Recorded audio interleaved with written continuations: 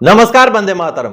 दोस्तों, स्वागत है आप सबका सैनिक पाठशाला में। आज के इस वीडियो में 3 महत्वपूर्ण जानकारियां हैं दोस्तों, तो चलिए आगे बढ़ेंगे, तीनों जानकारियां हासिल करेंगे। इससे पहले कि आगे बढ़े दोस्तों, हमेशा की तरह मेरा आप सबसे आग्रह है, सैनिक पाठशाला चैनल में अगर आप पहली बार विजिट कर रहे हैं या अभी तक चैनल को सब्सक्राइब नहीं किया है, तो चैनल के साथ जुड़े रहने के लिए, आपसे जुड़ी हुई भरोसेमंद जानकारियों को पाते रहने के लिए चैनल को सब्सक्राइब जरूर करें। तो चलिए दोस्तों, सबसे पहली जानकारी जैसे आप देख रहे हैं दोस्तों, स्पर्श ने लागू किया 2 फैक्टर ऑथेंटिकेशन, डाटा सुरक्षा बढ़ाई गई। जी हां दोस्तों, पिछले दिनों आप सब ने सुना था कि डाटा लीक हो गया है स्पर्श का, तो शायद इसी बात को मद्देनजर रखते हुए स्पर्श की टेक्निकल टीम और टीसीएस यानी कि टाटा कंसल्टेंसी सर्विसेज की जो टेक्निकल टीम है, उन्होंने मिलकर के अब स्पर्श में एक 2 फेज ऑथेंटिकेशन को लागू कर दिया है। यानी कि आप लॉगिन तब तक नहीं हो सकते जब तक आप अपना मोबाइल नंबर कंफर्म नहीं करेंगे। यानी कि जब आप लॉगिन के लिए आगे बढ़ेंगे, आपके मोबाइल में ओटीपी जाएगा, उसको आप डालेंगे, तभी जाकर के आप स्पर्श के अंदर लॉगिन हो सकते हैं।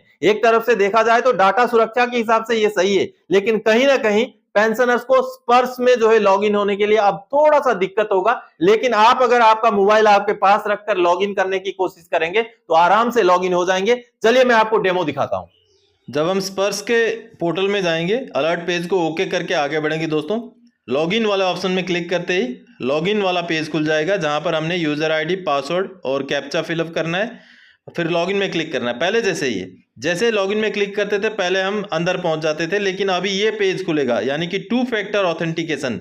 2 फैक्टर ऑथेंटिकेशन में आपको ये बोला गया है OTP number has been generated successfully and send to your registered email address. लेकिन ईमेल एड्रेस नहीं, आपका मोबाइल में आएगा।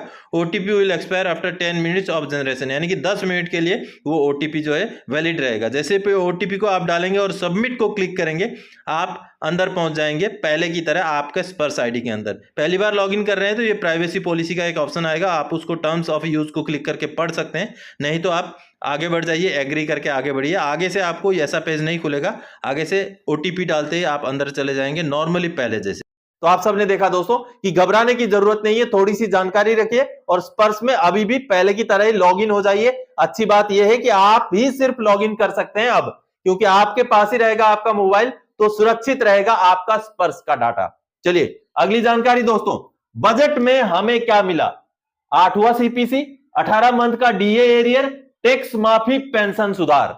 आप सबको पता है अंतरिम बजट कल पेश हो चुका है, तो जो भी हमारी आशाएं थी, जो भी हमने अंदाजा लगाया था, आंकड़े निकले थे, मीडिया हाउसेस के जरिए कई सारी बातें सामने आई थी, उनमें से कुछ भी होता हुआ नहीं दिख रहा है। ना तो 8वां पे कमीशन की कोई सुगबुगाहट हुई, ना ही कोई ऐसा पेंशन सुधार के बारे में कोई बात सामने आई अंतरिम बजट में, ना ही दोस्तों 18 महीने का डीए एरियर की कोई संकेत मिले, ना ही और कुछ ऐसा हुआ जिससे पेंशनर्स या जो वेतन वाले जो कर्मचारी हैं उनको फायदा हो सके। लेकिन डिफेंस बजट में जो चीजें परिवर्तन की गई है उसके बारे में थोड़ा सा आपको जानकारी दे दूं। ये जो सामने आप देख रहे हैं दोस्तों, ये डिफेंस बजट का कुल मिलाकर के लेखा जोखा निचोड़ है अंतरिम बजट का, जिसमें जो डिफेंस बजट है उसमें बढ़ोतरी हुई है, उसकी जानकारी यहां दी गई है। और डिफेंस बजट अब के बार जो है बढ़ करके 6.21 लाख करोड़ रुपए हो गया है, जो कि 4.72% की बढ़ोतरी है अगर पिछले बजट के साथ हम इसको कंपेयर करें तो। और साथ ही साथ डिफेंस बजट में ये बढ़ोतरियां तो हुई हैं, लेकिन साथ ही साथ जो पेंशन बजट या ईसीएचएस में कुछ अच्छी प्रावधान जो है रखे गए हैं। लेकिन हालांकि जो टोटल डिफेंस बजट में बढ़ोतरी हुई है उतनी भी बजट पेंशन में नहीं हुई है। इसका मतलब पेंशन बजट को जो है बहुत कम ध्यान दिया गया है दोस्तों। चलिए उस हिसाब से समझाता हूं डिफेंस बजट में कितना बढ़ा। आपने समझा अभी दोस्तों कि डिफेंस बजट में कुल मिलाकर के 4.72% की बढ़ोतरी हुई है, लेकिन पेंशन बजट में बढ़ोतरी या कटौती, चलिए मैं आपको समझाता हूं। ये जो सामने आप देख रहे हैं, जो ऊपर वाला ये जो पोर्शन आप देख पा रहे हैं, जहां पर पेंशन बजट के बारे में जानकारी दी गई है, और पेंशन बजट दोस्तों अब हो गया है 1.41 लाख करोड़, जो कि पिछली बार के बजट में 1.38 लाख करोड़ था, और यह बढ़ोतरी है 2.17% की। डिफेंस बजट में कुल परसेंटेज जो है 4.72 की बढ़ोतरी है, लेकिन पेंशन बजट में 2.17 की बढ़ोतरी है। इसका मतलब पेंशन को कम ध्यान दिया गया है, कम इंपॉर्टेंस दिया गया है। लेकिन आगे दोस्तों ईसीएचएस में 28% उछाल। क्यों? आप सबको पता है पिछले दिनों एक खबर निकली थी कि जो एम्पैनल्ड हॉस्पिटल हैं उनके बहुत सारे बकाये भुगतान करने के लिए बचे हुए। शायद यही रीजन रहा होगा कि ईसीएचएस में 28% की जो है बढ़ोतरी कर दी गई है। ये जो आप सामने देख रहे हैं दोस्तों, जिसमें ईसीएचएस का बजट का एक निचोड़ मैंने आप सबके सामने रखा है। अब इस ईसीएचएस के जो बजट में पहले जो बजट था वो 5,431 करोड़ 56 लाख रुपए का था, पहले पिछले साल का बजट। लेकिन इस साल ईसीएचएस में 6,968 करोड़ रुपए हुआ है, जो कि 28% की बढ़ोतरी है।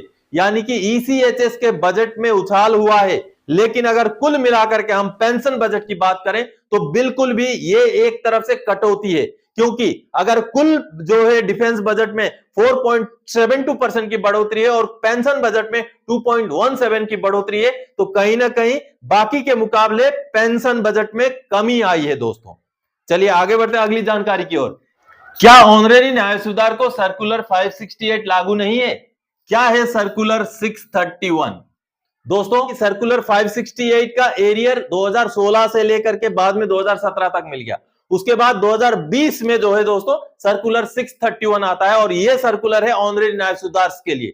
तो चलिए मैं आपको दोनों सर्कुलर पहले दिखाता हूं, उसके बाद पीसीडीए का एक लेटर दिखा के समझाता हूं कि कैसे ऑनरेरी न्याय सुधार को भी सर्कुलर 568 भी लागू है और सर्कुलर 631 भी लागू है। इन चीजों को, इन बातों को समझते हैं। चलिए सर्कुलर देखते हैं, पीसीडीए का लेटर देखते हैं। दोस्तों ये जो सर्कुलर आप देख रहे हैं, सर्कुलर नंबर 568 पीसीडीए का सर्कुलर, जिसमें गौर करने वाली बात है ये डेट 13 अक्टूबर 2016 का है, क्योंकि आगे मैं आपको इसी सर्कुलर के साथ 631 सर्कुलर को भी कंपेयर करके समझाऊंगा और आगे ये बताऊंगा दोस्तों कि किस तरीके से ऑनरेरी न्याय सुधार को सर्कुलर 568 और सर्कुलर 631 दोनों का एरियर लागू है। किस तरीके से लागू है इसको समझते हैं।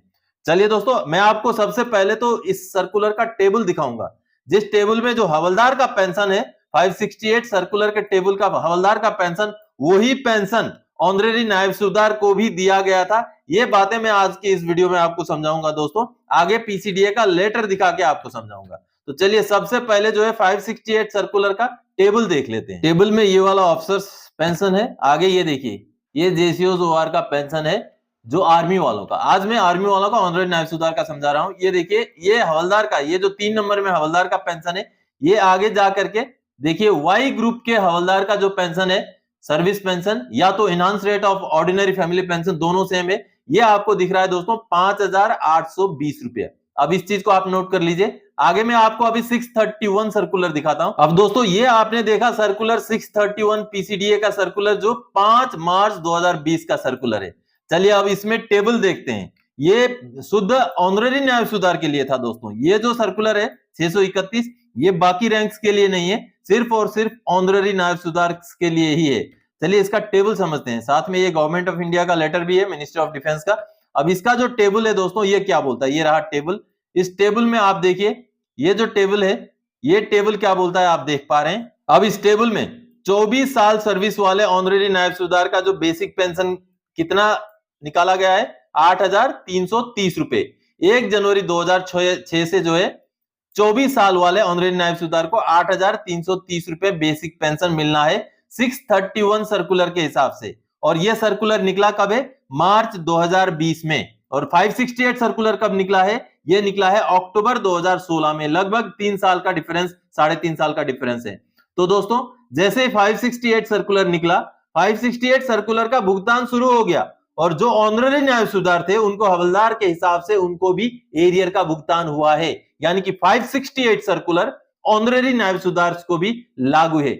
आगे जैसे 631 आता है फिर से एरियर का रिवीजन किया जाता है और जो डिफरेंस 568 के पेंशन में और 631 के पेंशन में बन रहा था उसका एरियर भुगतान किया जाता है। चलिए अभी मैं आपको पीसीडीए का लेटर दिखा करके इस बात को समझाता हूं। अब दोस्तों पीसीडीए का ये लेटर है 25 जनवरी 2024 का। पेंशनर को एड्रेस किया गया है। जब पेंशनर ने ग्रीवेंस डाला, मुझे 555, 568, 570 और 631 का एरियर सही से नहीं मिला, तब जाकर के उनको ये लेटर भेजा गया।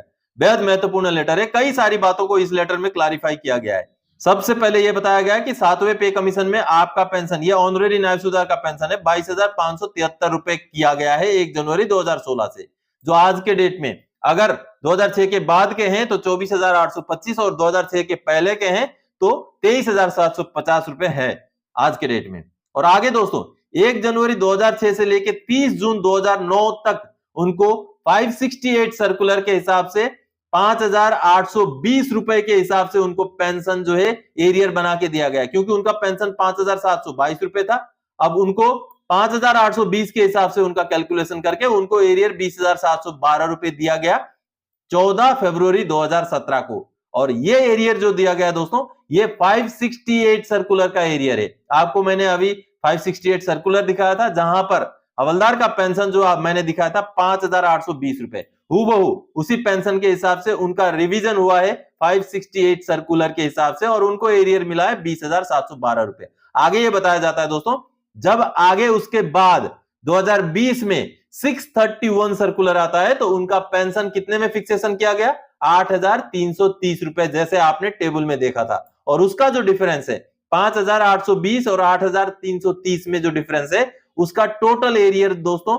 2,01,974 रुपए पेंशनर को भुगतान किया गया जून 2020 में। देखिए मार्च 2020 का जो सर्कुलर निकाला गया था 631, और जून 2020 में पेंशनर को 2,01,974 रुपए का भुगतान हुआ है। साथ ही साथ इस लेटर में यह भी बताया गया है कि उनको सर्कुलर 570 यानी कि 7 सीपीसी का भुगतान भी नवंबर 2016 में कर दिया गया था 29,924 रुपए। तो आप सबने अभी देखा दोस्तों कि अगर आप ऑनरेरी नायब सूबेदार हैं तो आपको सर्कुलर 568 भी लागू है, हालांकि आपके लिए फायदेमंद सर्कुलर 631 है, और बाद में रिवाइज करके ऑनरेरी नायब सूबेदार को सर्कुलर 631 के हिसाब से फायदा दिया गया है। आगे समझिए, प्री पोस्ट 2006 के नायब सूबेदार को 24,825 और 23,750 पेंशन। दोस्तों आप सबको पता है कि 2006 से पुराने पेंशनर्स को घाटा हो रहा है, हर चीज में घाटा हो रहा है। और ऑनरेरी नायब सूबेदार की बात करें तो 2006 से पुराने जितने भी नायब सूबेदार हैं, ऑनरेरी नायब सूबेदार, उनको मिलता है आज के डेट में OROP2 के बाद 23,750, लेकिन 2006 के बाद वालों को मिलता है 24,825 रुपए बेसिक पेंशन। अब हालांकि इसका जो कोर्ट केस है वो अभी डिसीजन पेंडिंग है, जब उसका डिसीजन आएगा तब वो बात अलग होगी। और ये एक बहुत ही अहम मुद्दा है दोस्तों, क्योंकि इंडिविजुअल केसेस में माननीय कोर्टों ने जजमेंट दिया है 24,825 के हिसाब से उनको भुगतान होता है। और आगे मैं समझाता हूं दोस्तों कि एक पेंशनर, जैसे आपने देखा अभी लेटर में, उनको किस तरीके से 568, 570, 631 का एरियर मिला था, और कितना मिला, 20,712 रुपए उनको 568 का मिला, 29,941 रुपए उनको 570 का मिला, और 2,01,974 रुपए उनको मिला दोस्तों सर्कुलर 631 का एरियर। देखे सर्कुलर और पीसीडीए का लेटर। तो आपको अभी मैंने सर्कुलर पीसीडीए का लेटर ऑलरेडी दिखा दिया। तो कई सारे पेंशनर्स मुझसे पूछ रहे थे कि सर मैं ऑनरेडी नायब सूबेदार हूं तो क्या मुझे 568 का एरियर लागू नहीं है, सिर्फ 631 का ही लागू है क्या? मैं अगर ग्रीवेंस डालूं तो 631 का डालूं या 568 का डालूं? तो आप अभी समझ गए होंगे दोस्तों कि आपको दोनों का लागू है, लेकिन 631 आ जाने की वजह से वो आपके लिए फायदेमंद है, और आपको 8,330 के हिसाब से रिवीजन करने के बाद आपको ज्यादा से ज्यादा एरियर 631 के हिसाब से मिलेगा। तो दोस्तों आज के इस वीडियो में इसी जानकारी को लेकर आया था। आगे और कोई जानकारी आपसे सरोकार रखने वाला विषय लेके मैं फिर से हाजिर हो जाऊंगा। तब तक के लिए जय हिंद दोस्तों।